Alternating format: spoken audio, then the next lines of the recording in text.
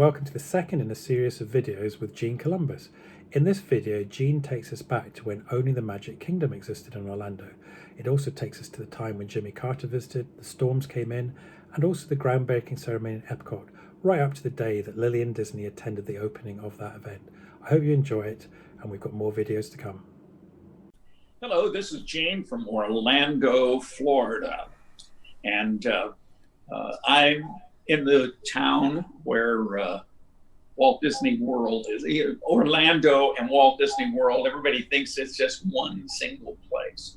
Actually, Walt Disney World is one of many attractions, and I would like to encourage you to come and check us out. Universal Orlando, fabulous theme park. SeaWorld, and then over at the coast, you got Busch Gardens. We even have Gatorland. Well, anyway, I got here in the 1970s, and I was the manager of entertainment for the Magic Kingdom and all the shows in the resort areas. So I had responsibility for all the entertainment around property. So I would do the Magic Kingdom by day, and then the resorts entertainment at night with the Hoop-de-Doo Review, the Luau, the Polynesian. And then we had what we affectionately refer to as Trio Land. We had trios in the various hotels and resorts, and looking in on those people and making sure that they felt important and cared for. And yes, there was a supervisor, but as the more senior person, it was important that I do that. Well, here I am in the Magic Kingdom, and there's a big event, and it's called the International Chamber of Commerce. And what this is tied to is the announcement that there is going to be a brand new theme park, experimental prototype community of tomorrow, EPCOT. Well, the International Chamber of Commerce was a huge event, and one of my favorite stories about that was that here we had a black tie affair. We had all these gentlemen in tuxedos and women in gowns, and the performance was going to be in front of Cinderella Castle. So the stage was decked out with the Florida Symphony Orchestra, and then the guest speakers was the Secretary General of the United Nations, Kurt Waldheim, and then the guest speaker of the night, President Jimmy Carter. So I was the stage manager coordinating all of these things, and there was so much. We had dancing waters. We had incredible fireworks display. It was the opening of the evening, and this is the culmination of all of these things, and the announcement about EPCOT. So this big night, we're there, and we open with fanfare for the common man, Aaron Copland. It was stunning. The clouds in the sky with the sunset turn the same color pink as the castle. We did a light show on the castle.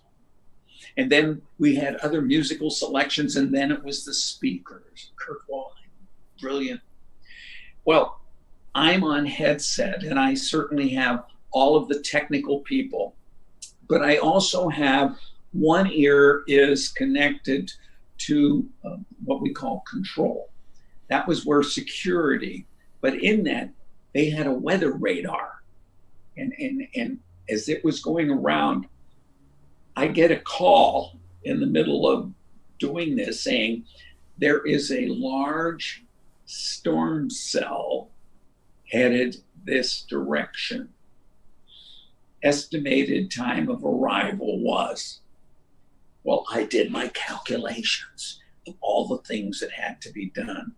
And So I'm kind of stuck because we got the President of the United States, and when the President of the United States is speaking, no one moves. No, you can't do anything that might raise suspicion from these heavily armed security people.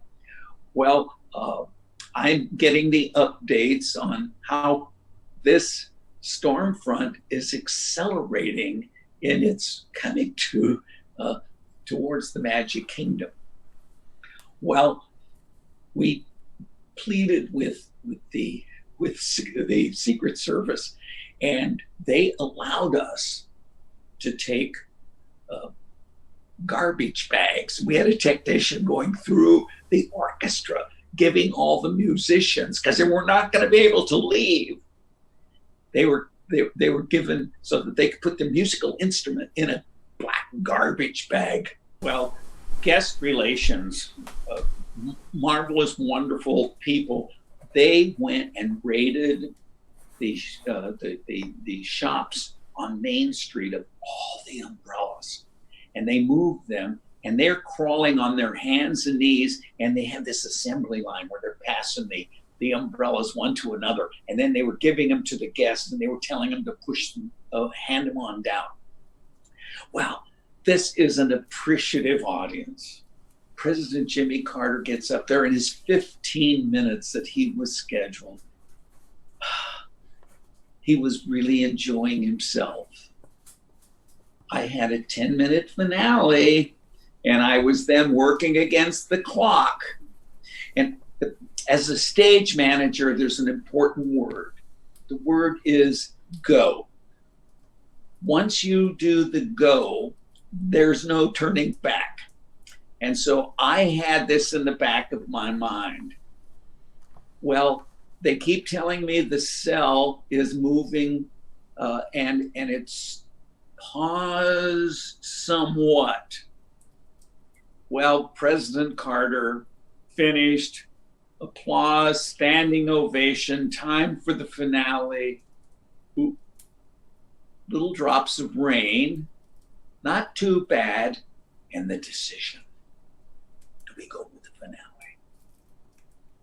Well, to this day, I can't second guess myself. I said, ready on the finale, and there was that pause for a moment, go. And the orchestra is playing, the performers come out, and we're doing fine, just little sprinkles, not too bad. But then suddenly, monsoon style rain comes, and as if in magic, the coolest part of it was all the umbrellas opened, and there were all this sea of umbrellas in the audience.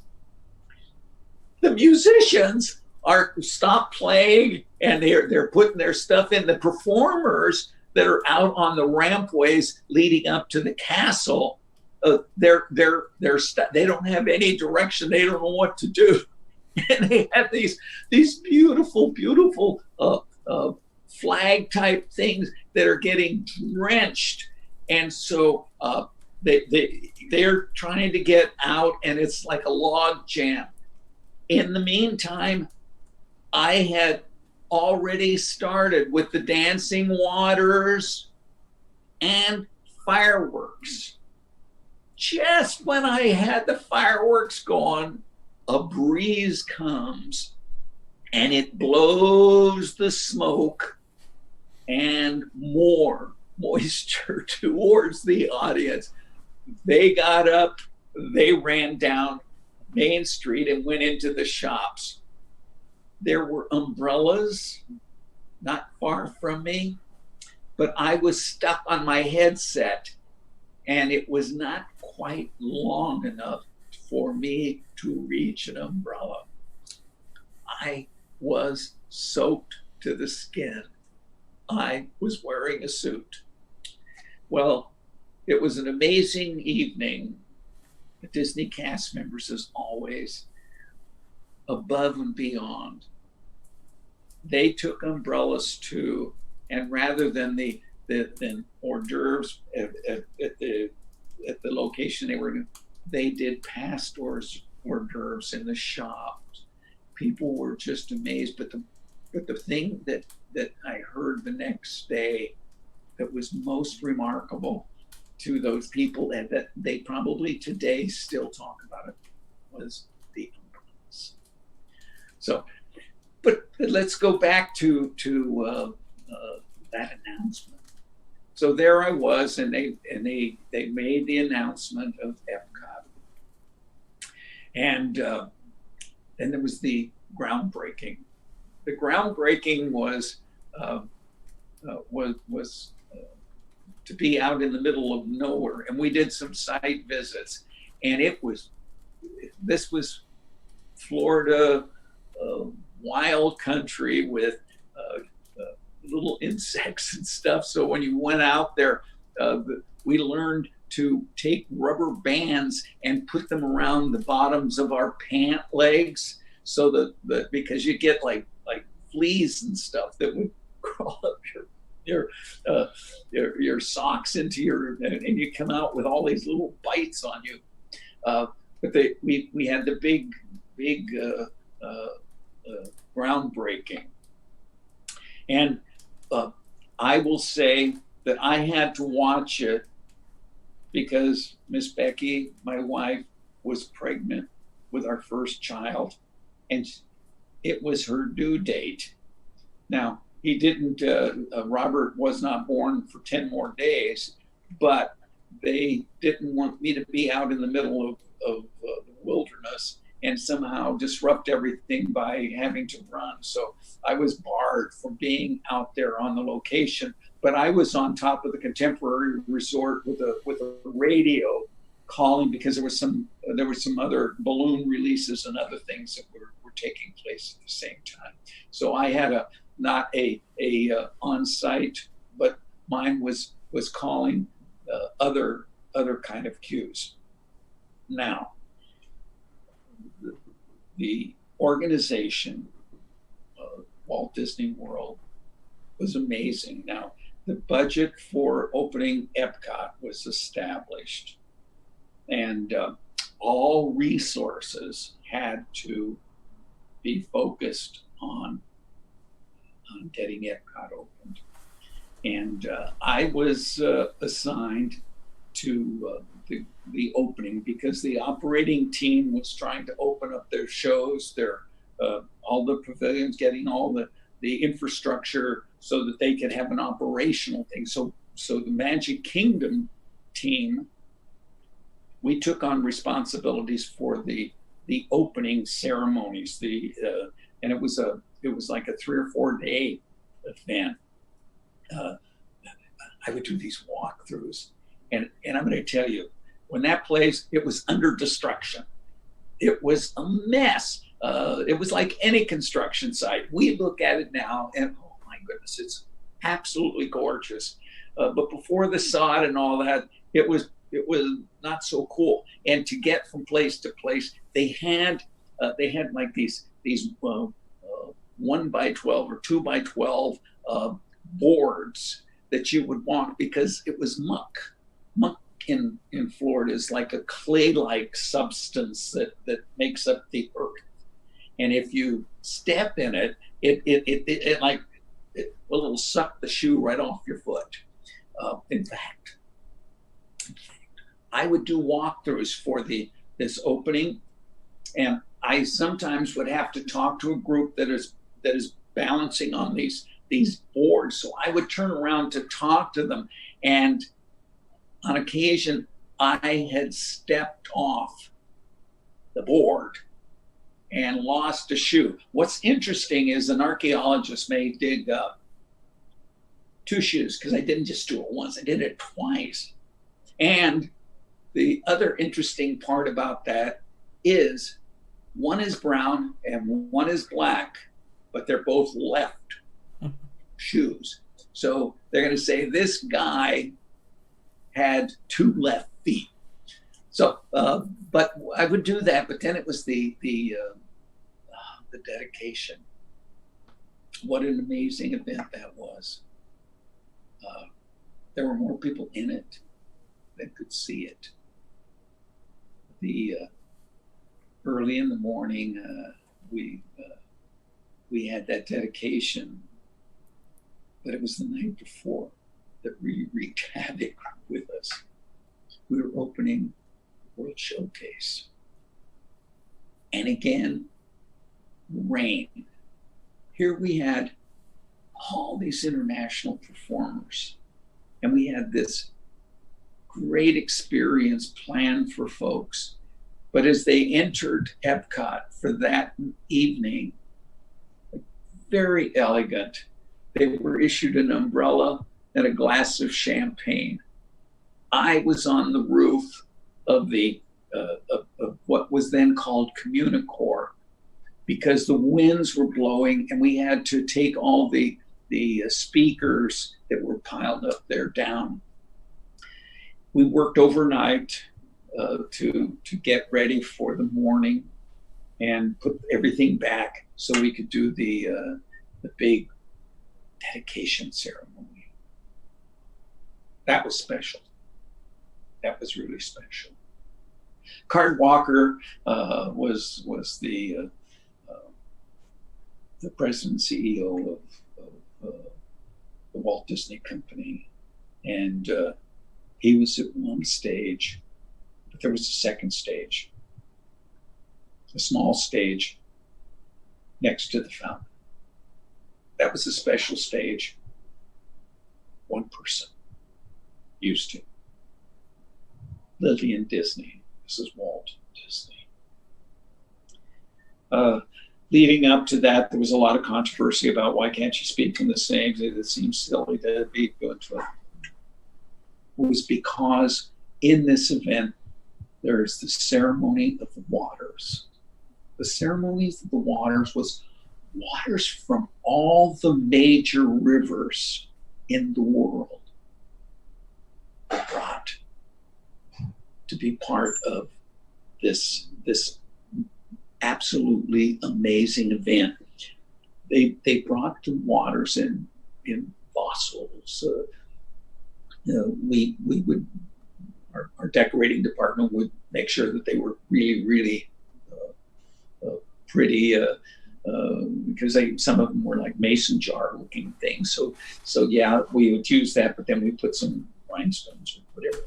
But there was the moment where the waters from all the major rivers in the world were poured into the EPCOT fountain. The fountain came alive, and the music would swell, and there would be shoots of water. Oh, it was spectacular. We had 16 fanfare trumpeters. There were 8 timpanists. There was an orchestra of about 60. The West Point Glee Club, a color guard of senior ex-military that brought the American flag in to raise it for the first time. And a 500-member marching band on the roof, plus 1,200 international performers from around the world. With Disney, look, you start out enormous and then you go up from there. It was true that there were probably more people in the production than could see it. Well, there was one other element. 4 Phantom jets to do a fly-through. And for the first time in my career, and probably it was the only time, I was queuing an air traffic controller to come through, and I had 11 seconds to get them through. It was sensational.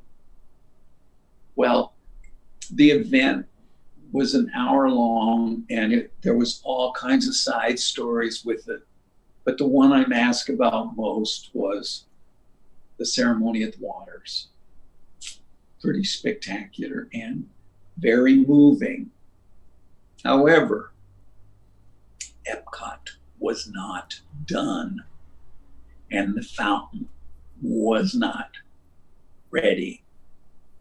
So in order to get those effects, I had to cue plumbers that were turning on valves in the control space. Well, you've probably turned on a hose. Well, you turn the water on, but you don't get the water immediately. It takes a while for it to go down the hose, and then you get it. Well, I had to figure out how long it would take from the time they turned the valve to when we would get the reaction. And so I used the stopwatch. I went in and I got the, I worked with the conductor, Tony Paluzzo, and we mapped out the sheet music and in the number of seconds, so we knew what tempos we had to play. And then what I did was with the music, I back timed it. If it was 4 seconds, because some of these had to travel further. So there were various times. So I couldn't listen to the music. I had to go by a stopwatch, so that when the music swelled and that was something that was called before. But it was the challenge of figuring that out. I had these plumbers, and they're wonderful, wonderful craftsmen. So the one, we're going through this thing, and so I have a little cassette, and I'm playing this, and I'm cueing it to it, and one time it works. And so, okay, I want to make sure, let's go back and do it again. Try it. Doesn't work. Okay, back everything up. Let's try it again. It works. Okay. But for safety's sakes, let's do it again. We do it again and it doesn't work. Well, they go through this a few times and I'm mystified. So I get the plumbers together and I say, guys, what is it? Why is it work one time and not the other? What is different? And this wonderful, really, really tall dude with, the kind of big Adam's apple, really skinny neck, but shoulders really wide. Oh, leathery, been out in the sun a long time. And he had that kind of accent. And when I'm saying what is different, and he says, well, shucks, man, you keep making this tone over and over, and I hurt my wrist. So one time I do it with my left hand, and the next time I do it with my right hand. Are you right-handed or left-handed? I'm right-handed. Well, I'm going to tell you, I'm going to break your left hand. If you ever touch that again, I want you to use your right hand. So we went back. We did it 3 times, and it was perfect, which is exactly the way we did it for that opening ceremony. As we look back, the significance of the ceremony of the waters, for me, the blending of all the waters, the culture, the traditions, is really what EPCOT's all about. And I'm incredibly that I had an opportunity to be a part of that.